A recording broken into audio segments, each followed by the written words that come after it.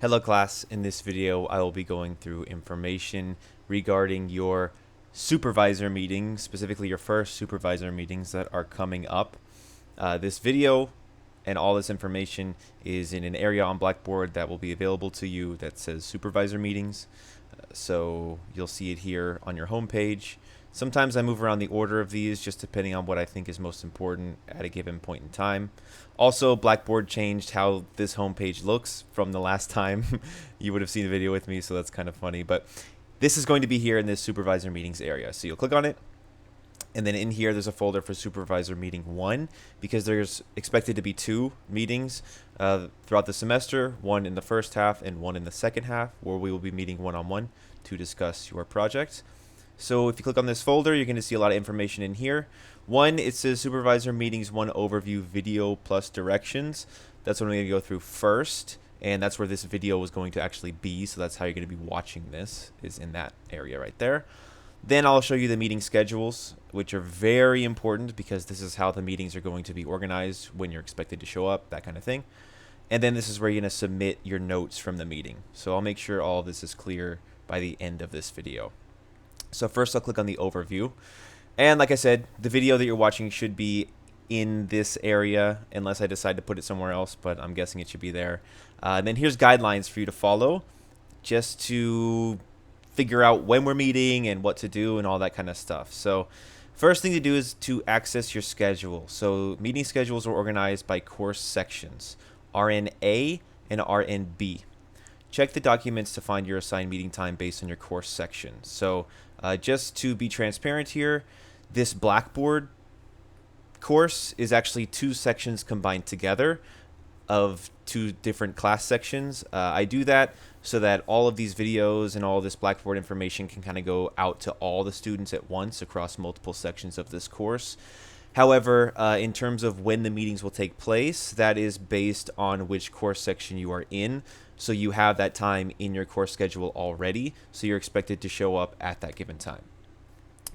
Check your course schedule or MyHumber or wherever you would see this information to make sure you know if you are in the RNA or RNB section of this class. It'll be in your course code for the class. I'm sure you're familiar with that by now. Meeting weeks. So meetings will take place over 3 weeks. Be sure to know the specific week and time you're scheduled to meet. So once you access the meeting schedule for your section, you will see which week of the course we are expected to meet. And just due to the amount of students in this class, I've had to spread the meetings across 3 weeks. Meeting format. Each team, okay, so the way that I've scheduled and organized these meetings is connected to your remote team as well. So each remote team has a 50-minute block. And then in that block, I'm planning to spend 10 minutes one-on-one with each student in that remote team, okay? And each team will have a dedicated Microsoft Teams link where we're all going to meet at that designated time. And all team members must be present for the full 50 minutes, not just your individual 10-minute slot. And use the time when others are meeting to connect with your team. So this is kind of also forcing you and your team to get connected with one another. I know that there's that discussion board where you're supposed to post contact information, but a lot of times not every student actually posts their information on that discussion board. So this is kind of forcing y'all to connect in this online meeting where you're all going to be in there, and then I'm just going to kind of go through each student one by one and like pull you out of that meeting into a separate individual meeting and cycle through like that. And while I'm speaking individually with someone on your team, then that gives you time with the rest of your team to connect with one another, talk about the class, your project, other courses you have going on, anything that would be useful for you. You can even use that time to be working on some of your project if you would like as well. But you are expected to be there for the full 50 minutes designated for your team, okay? Not just the 10 minutes when we meet and then you leave. Right? You have to stick around for your whole team to kind of get through all of their meetings as well. Taking notes and submitting. So during your one-on-one meeting with me, you will take notes on what we discussed and submit them afterward on Blackboard for credit and proof of attendance. That's meant to be a really simple thing for you to do, but it helps you keep track of what was discussed in the meeting, so you can always at a later time reference and say, what did we talk about? And it also helps me just to know as proof and remembrance that a meeting took place and that you kind of registered information that was given during that meeting. Attendance and timesheets. If you attend your team meeting slot on time, you can log 1 hour into your next timesheet, right? Remember that with your submissions in this class, you are also providing timesheets with your project work, right? So when it comes to your next project work submission, you can put on your timesheet 1 hour of time for this class was spent doing your supervisor meeting, right? Even though it's only 50 minutes with your team and we're meeting one-on-one for 10 minutes, you can just say it was a whole hour of time. If you're more than 10 minutes late to your team's meeting slot, or you miss your meeting without giving at least 24 hours notice, you must schedule a makeup meeting, and details will come for that, and you'll have to use a late waiver if you have to make up the meeting in that way. So ideally, just please be there on time. Of course, I know stuff happens, so I will figure out how exactly the makeup meetings will go. That's kind of dependent on how many students are going to need makeup meetings. So I'm just going to have to see after these next 3 weeks how that's looking, and I'll set up a protocol for how those meetings can be made up. But smoothest, easiest thing for everyone is to go and be at your requested time slot to meet. So these are directions here, but it's going to make a lot more sense once I actually click on the meeting schedules. And you will see here, access your meeting schedule below based on your associated course section, RNA or RNB, and we have 2 different documents here. So if I click on RNA, it opens up, and you can see here that it's organized by week 3, Monday, September 16th, week 4, Monday, September 23rd, and week 5, Monday, September 30th. Okay, and you'll see that the teams are listed here. So if you're in remote team 1A, you're the first team that's going to meet with me. You'll notice that the team time slot is from 9 a.m. to 9:50 a.m. on Monday, September 16th. And I'm going to go through the members like this. Okay, so this is just all for me to organize time and ensure I can get through everyone in an efficient manner. So you'll see this is the order of the students I plan to meet with that team. Rather than you all meeting and me saying, okay, who wants to meet first? I actually have it designated of boom, boom, boom, boom. Now, if I'm meeting with a student and we don't take the full 10 minutes, then I can hop back out and then go into the next student because you should already be there. And then I can make things also move more quickly for everyone involved as well. But also 10 minutes is going to go by pretty quickly one-on-one. And then you'll see here group meeting link. So each group has a designated Microsoft Teams online meeting that I have created and put in my schedule for the associated time slot. So all of group or team 1A will access this Microsoft Teams online booking link at 9 in the morning. And I'll hop in there and all 5 students will be there. And then I'll start running through. First, I'll meet with Rhonda, and then I'll make my way through with the students. Not to call you out, but you are the first student there. And that's how it's going to go, right? And then once 9:50 comes around, or if I'm able to get through all the students before then and y'all are all good to go, then I'll hop into this next online Teams meeting, which is with remote team 2A. And that runs from 9:50 to 10:40. And then I'll go through the same process again, okay? Very important for you as a student to just see when your team is meeting and which overall time slot you are expected to be in, okay? And you'll see, I'm meeting with 3 teams in week 3 and then 2 teams each in week 4 and 5. And all of this is all set. Now, if there's any issues with times here, or if the link to the online meeting doesn't work, please let me know. It would be good for you to try getting into this meeting ahead of time, just so that I know that the link isn't broken and it's not 10:40 and I'm trying to get in and suddenly everything gets delayed or something like that. And so this is the RNA section, right? If you are in section RNB, you will access this schedule here. And you will see this, right? Set up very similarly, except instead of meeting from like 9 to 11:30 or whenever that class runs, this meets from 12:40 to like 3:10, 3:20, right? So this is just a different time slot, right? This is a different course section, but we're all in the same overall class here. And so you'll see if you're in remote team 1B, 2B, 3B, 4B, 5B, 6B, okay? So very, very important for you to access this schedule as soon as you possibly can. See when your meeting is, see when your team is expected to be present, and putting that into your schedule and being there on time, being ready to go, okay? And these are the links for these meetings here. Make sure that you're joining the associated link to your section. If you click on the link and it seems like it's for a different team, please let me know. Again, I've tried to troubleshoot and make sure this is all running smoothly, but of course things happen. So definitely let me know if you run across any issues as soon as you run across them so that I can fix them.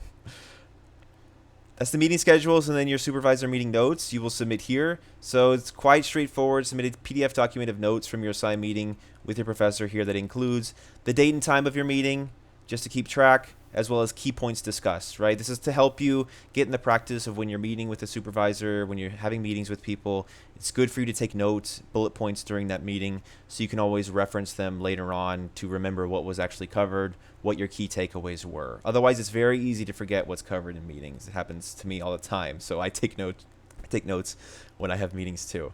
I did make a very simple note-taking template if you want to use this, but just as long as you include, this necessary information, that's okay. This just says your name, what remote team are you on, the date of your meeting, the time of your meeting. Having questions for me ahead of time would be great, and then notes that we discussed during the meeting. Now, because these meetings are taking place from like weeks 3 to week 5 of the semester, that's technically like students I'm meeting in week 3 will be at stage 1 of their projects, still working on their proposals and plans. Students I'm meeting in weeks 4 and 5 will be in stage 2 of their projects, working on pre-production work. So depending on when we meet, that's going to depend on what part of the project you're working on at that given point in time. So try to have questions and things to discuss at that point in time that are associated with that part of the project. So students I'm meeting with in week 3, definitely come to the meeting with an idea of what you're planning to work on in the course, and we can talk through working that out together. If you're meeting in weeks 4 and 5, you should already have your proposal and plan put through. So at that point, we'll just be talking about, okay, now that you have this put through, how can you be working in the pre-production stage to make sure you're making good progress towards good goals in the end, okay? It's a lot to try and discuss with you, I know, but I'm hoping that these meetings should be fruitful for both people involved. So please come prepared. The last thing anyone wants is you show up at the meeting, you have nothing to talk about, you don't even know what your project is. At that point, that becomes wasted time. So this is very valuable time for you to have to do, so make use of it, please. And I will make use of it too, I promise. If you're more than 10 minutes late to your remote team meeting slot, or you miss your meeting without giving 24-hour notice, you must schedule a makeup meeting, details to come, and use a late waiver. Details to come with the making up meeting thing. I don't want you already defaulting to saying, well, I'll just skip the meeting and make it up later on. Please don't. Please come on time. You being there on time with your team also shows that you're a good team member, sets a good impression. Otherwise, you're kind of just this person that they are not really connecting with, right? So please be professional with this objective for you. I think that covers all of the kind of main necessities. You will notice that the notes for your supervisor meeting, your first one, are due October 4th, Friday at 11 p.m. I'm going to be meeting with students way ahead of this time, so just submit your notes after we meet just to get it out of the way. Don't wait all the way until this point to submit them, because especially if you don't actually take notes during the meeting and then you're trying to remember what we talked about, that's not a very good way to do this. This is really just here to keep track and have in Blackboard as well of when we met and ensuring that you got something out of it. It's meant to be very low stakes, just kind of proving that you existed during that point in time and that you recorded something from it. I think that covers it for all of the main details with the supervisor meeting.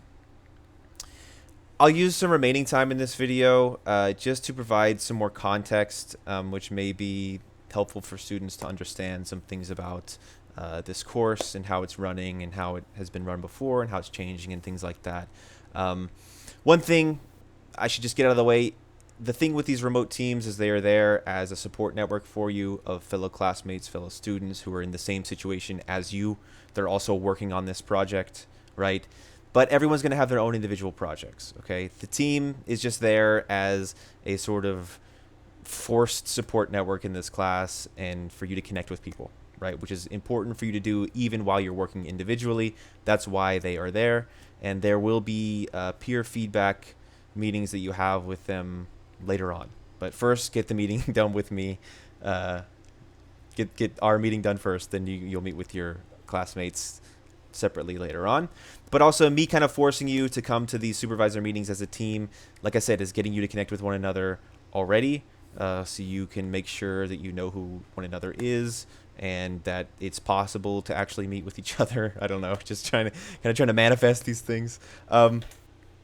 So in terms of the context of this class, and the way that these meetings are being run, this class is really interesting. I should have talked about some of this probably in previous videos, but there's really a lot to cover, especially at the start of the semester.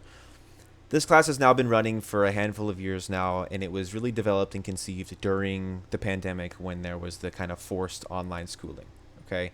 And this class was built in that environment as an online class, where students would be working on their projects and meeting with me, and very much similar to how we're doing right now. But some things have changed since then.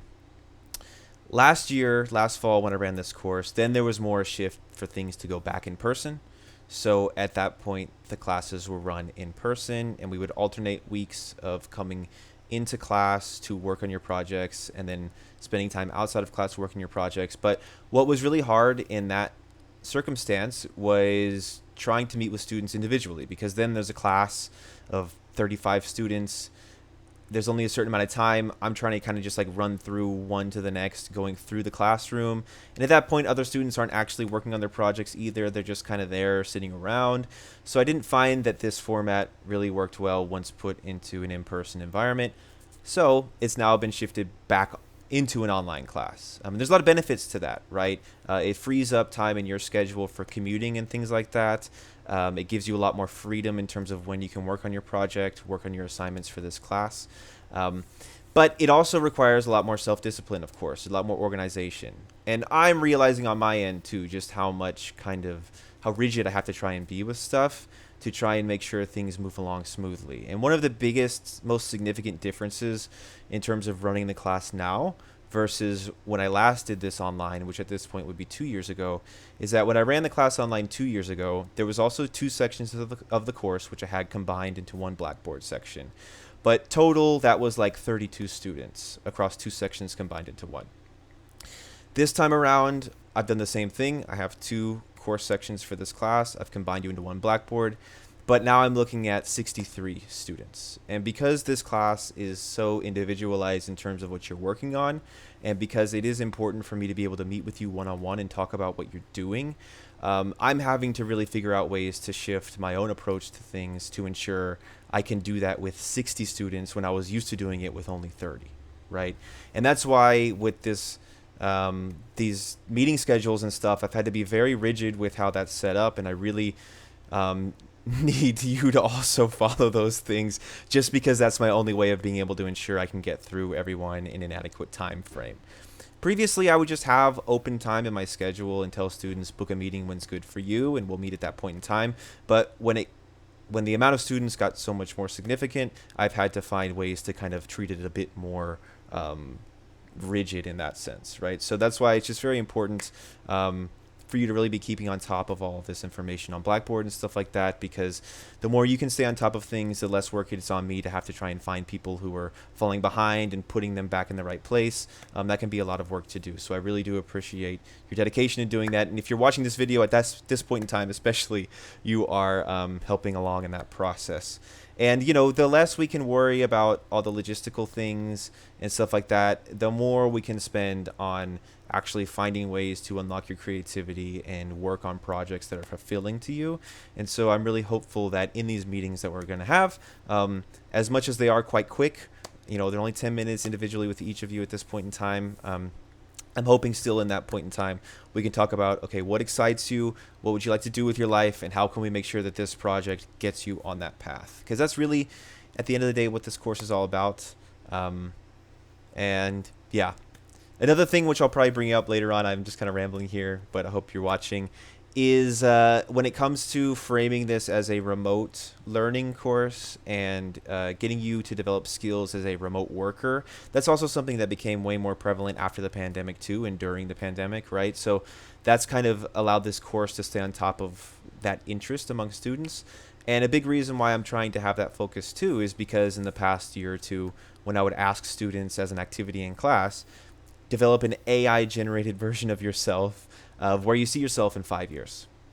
And the vast majority of students, I would say at least maybe 90% of students, the AI generated version of them was working not in an office, right? They were at a coffee shop, they were on a mountain, they were on the beach. So there seems to be an interest among students in this program to be able to develop careers where they can have a bit more flexibility with when and how they work and where they work. So this class is really, like I've said before, a very big stepping stone in getting you to develop those skills. So the more you can stay on top of things and keep up with everything that's going on, the better you will be in that type of scenario. And you may be realizing, it might seem a bit overwhelming to try and manage all of this stuff, but that's really the reality of working in that kind of way, right? So it really is, having a lot of information thrown at you, you having to kind of figure out how you're going to schedule and parse time out, and then through that process, making sure that you keep up with things. That's really what being a remote worker, a lot of it comes down to. So since that was such a strong interest among students of where they saw themselves in their future, I really wanted to try and help build this class around that kind of vision, right? So these meetings are a big first step in that way. And so I know this video kind of ended up talking about some other things, but I really am trying to just get you a good context of what's happening with this course and what's expected of you and how things are going. But if you have any questions, right, even if you're working on project ideas and you wanted to pass something by me or anything like that, feel free to send me a message on Blackboard Messenger, and I will, respond and try to help you with whatever your inquiry is.